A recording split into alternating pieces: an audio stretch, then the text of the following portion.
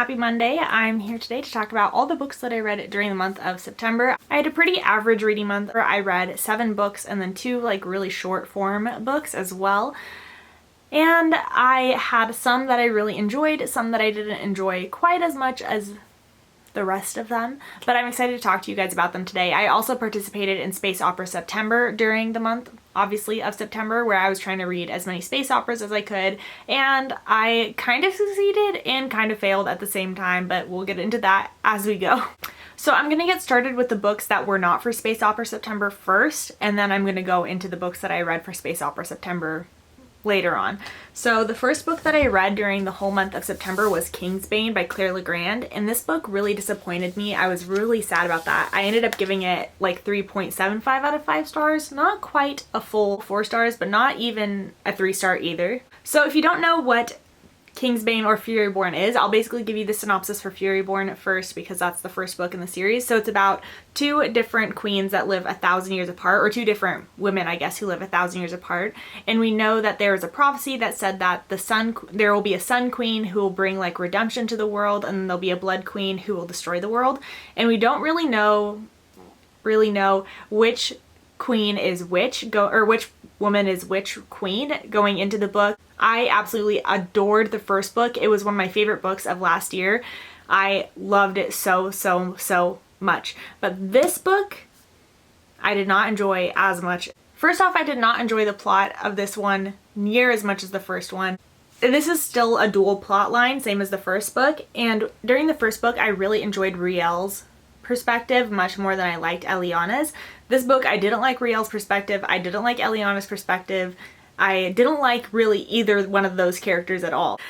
And it was just all this combobulation of stuff that I did not enjoy. So I ended up giving it 3.75 because towards the end of the book, it did improve, whereas the first half of the book, I was just like not into it at all. The second half, I was like more intrigued to continue it, but I almost DNF'd it.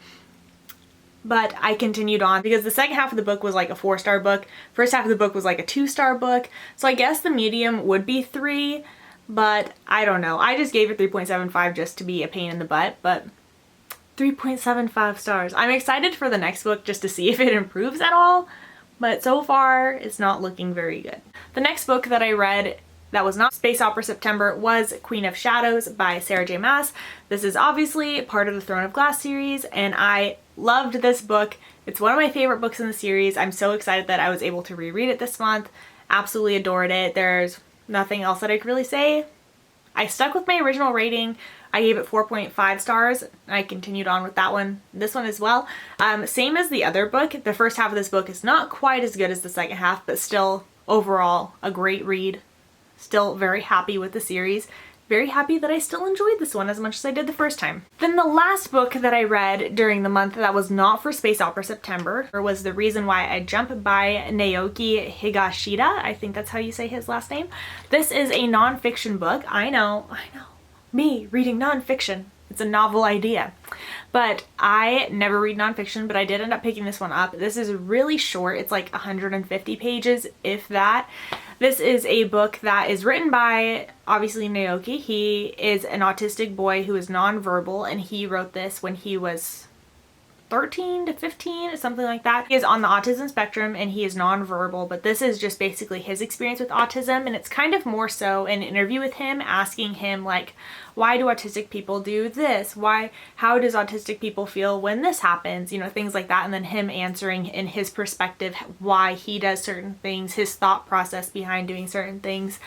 And I thought it was really interesting. I didn't rate this book because I typically don't really like to rate nonfiction books, but I thought it was an interesting look at it, and especially if you're somebody who doesn't really know a lot about autism or the way that people who are on the autism spectrum, the way that their brain processes things, I think this would be a really good book to pick up just for anybody. Even if you don't have somebody in your life who is on the autism spectrum, I think it would be a good idea to pick this one up just so you can kind of get an understanding of it. So like when you see somebody at the store who has an autistic child, I think it would be a good idea. Then you could kind of understand what's happening with the child, you know, why they're doing the things that they're doing. So I think it is a great book for everyone to pick up and just to get kind of a feel for what it means to be on the autism spectrum at all. But very interesting read. Thought I'd mention it. Okay, now we're going into my Space Opera September TBR, where I almost failed everything.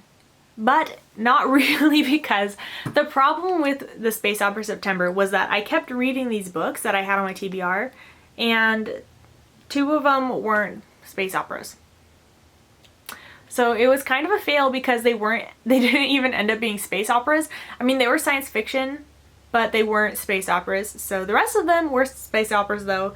So I only ended up reading 2 actual space operas and then 2 short form books, which I'll talk about that later, but let's go ahead and get started with the 2 that were not a space opera. So the first book that I read for this readathon was This Shattered World by Amy Kaufman and Megan Spooner. This is the second book in the Starbound trilogy, and I loved the first book so much, but this book was a little bit of a letdown for me. I gave this one 3 out of 5 stars. Not my favorite one, also not a space opera, just so you know. It does take place in space, but it's on like a planet the entire time. There's no space travel, no spaceships, nothing cool like that. So this series is a series of companion novels, so each one follows a different set of characters. This book is following a girl who's like in the military, and she's like pretty high revered in the military, even though she's like 17 years old. You know, the YA thing. And then it's following a boy who is a native of the planet, and they are like rebelling against the military presence on their planet. So the problems that I had with this book was the relationship. I didn't feel like they had any chemistry at all. I really liked the boy main character. I can't even remember what his name is right now, but I really liked the male protagonist. I did not like the female protagonist like really at all. She was just really kind of boring to me. And she never did anything in this book to explain why she was such a revered captain. It wasn't like she was particularly skilled in anything. It never showed her being in command of anything. It just showed her like going about doing things, but she was never like the boss of anything, even though she was like a commander or whatever the ranking is that she was. So yeah, I just didn't really enjoy this one quite as much. I thought it was fine. It was entertaining. The series itself is an entertaining series. It's not like full of substance, but it's just a fun book to read. So this one had the same thing. It was fun to read, but I just didn't really like it as much as like the first one. So then I gave this one 3 stars. Then the next book that I read was Dune by Frank Herbert. This is a classic in the science fiction community. This was written in 1965, I believe, and it is a very dense science fiction novel. It's following a boy and his family as his dad is the Duke of this like planet, and they end up getting moved to a new planet, which is nicknamed Dune. I can't remember the name, like the actual name of the planet, but it's nicknamed Dune. And it is a planet that's like no water. It is a desert planet. There's native people on it. There's people in the cities where they live, and the native people, you know, have come up with all these ways to deal with things. This one, like I said, it's not a space opera at all. It technically is science fiction because it takes place on another planet, but really this felt like a fantasy novel to me. If they never said that they weren't on a different planet, it would not have been science fiction. I feel like this is like really mostly a fantasy book. Okay, but now my thoughts on this book. So I enjoyed Dune and I gave it 4 out of 5 stars. It's not a new favorite or anything like that, but I can see how it has literary merit, and I can see where Frank Herbert did a really good job with developing the world and things like that. But if you are anyone who cares about plot, anyone who cares about characters, or anything, this book probably isn't for you. It doesn't have a very strong plot. It doesn't have a very strong character development. The strength of this book and why I feel like it has literary merit is because of the culture on this planet is really the strength of the whole novel. From the religion, the way of life, everything that he creates to be on this planet is really what the strong suit of this book is. It has nothing to do with the plot or the characters. In my opinion, that is what the strength is, and that's what I enjoyed about this book, was just hearing how he has so completely developed this. It really felt as if that could be a real place because of the culture that he created. But I enjoyed that, but the rest of the book, the plot and the characters and stuff was just like nothing. I don't know. I didn't really have any opinion on it. There wasn't really a lot there. So that's what I have to say about Dune. It's interesting. I'm glad that I read it just because it is a classic, but it's not something that I will probably ever reread again, and I probably won't continue on with the other books in this series. But I appreciated it, and I appreciated the work that was put into creating this whole world. But not something I would like really particularly care to revisit in the future. Okay, now on to the actual space operas that I read this month. The first one that I read was Lost Stars by Claudia Gray. This is obviously a Star Wars novel. I was under the wrong impression about when this book takes place. So this book takes place basically over the course of the whole original trilogy, so episodes 4 through 6. This kind of goes throughout that whole timeline. So it starts towards the beginning of the book, or the beginning of episode 4, and then by the end it's like after episode 6. Just so you guys can get an idea of what's going on in this book. I really enjoyed this one a lot. I gave it 4 out of 5 stars. The first half of the book I did not enjoy as much as the second half, which seems to be a theme this month. So the plot of Lost Stars, this is following 2 characters who are growing up on a planet together. They're on opposite sides of society. So there is like kind of a native population to the planet, and then there is also like the newcomers, like the rich people who have come to try to establish like trade on the planet. So it's following one girl who is a native and then one boy who is from the wealthier side of things.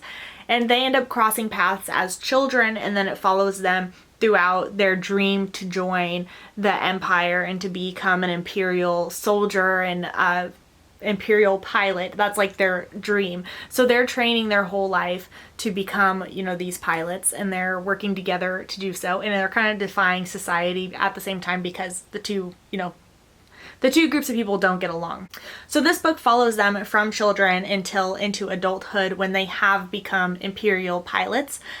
And I thought this one was really interesting. It was really cool to see another side of things with the Empire, because most of the time like with the Star Wars movies, you're only really seeing the one side of things, like the Skywalker side of things. You're not seeing the people who are on the Empire side as being like real people, you know? They just seem like the bad guys. They don't have any development. It doesn't show what their life was like as kids, you know, growing up until later on. I'm talking about the original trilogy here, just so you guys know. In the original trilogy, you don't really get to know any of the Empire side of things. And I thought this book was so interesting because it got to know people who are on the, you know, who worked with Darth Vader, who worked with these things and what they were like as a child.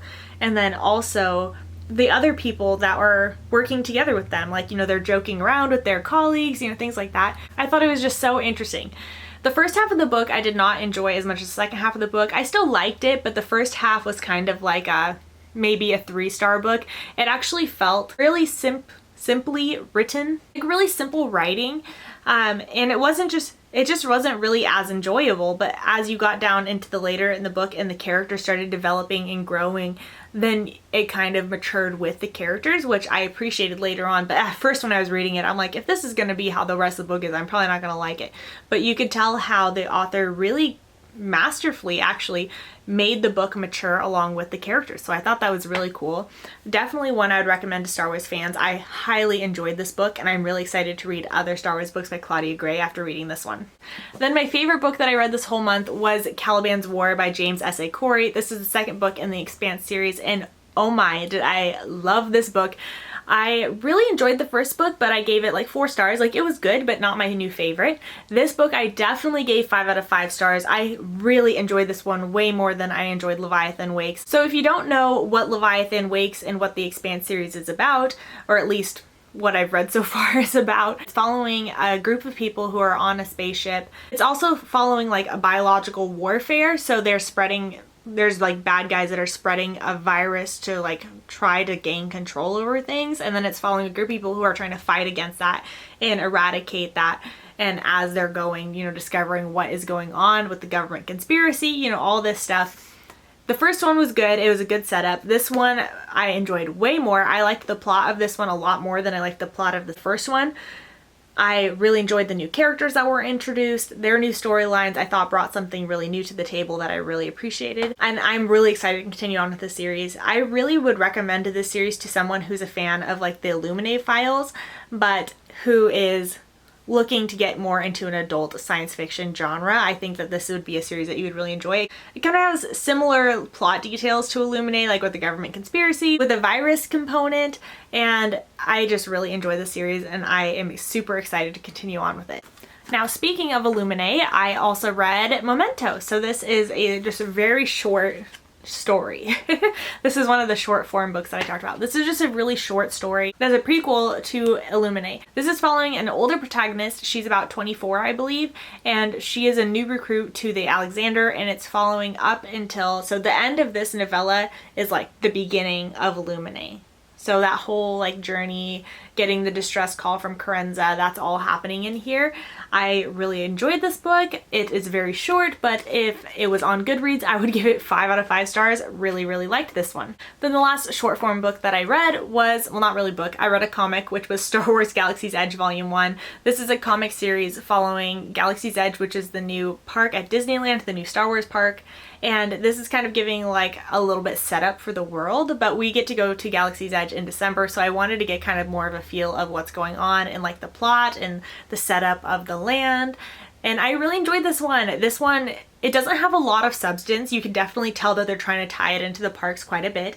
I gave it 3 out of 5 stars, so not terrible, not great. It was a fun read. I liked the art, but the plot itself, there like wasn't really much there as far as the plot goes, but I'm excited to continue on with this comic book series, and I will be reading the rest of them as well. Whew. So guys, that's all the books that I read during the month of September. I did read a couple good ones, but mostly it was kind of like just an average reading month for me.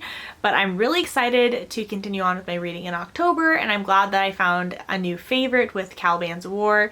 So that was really fun, and I also found a new author that I'm looking to explore some more of, with Claudia Gray. If you participated in Space Opera September, let me know what your favorite space opera that you read that month was, because obviously I'm having a hard time finding ones on my shelf. So I'd love to know some recommendations from you guys.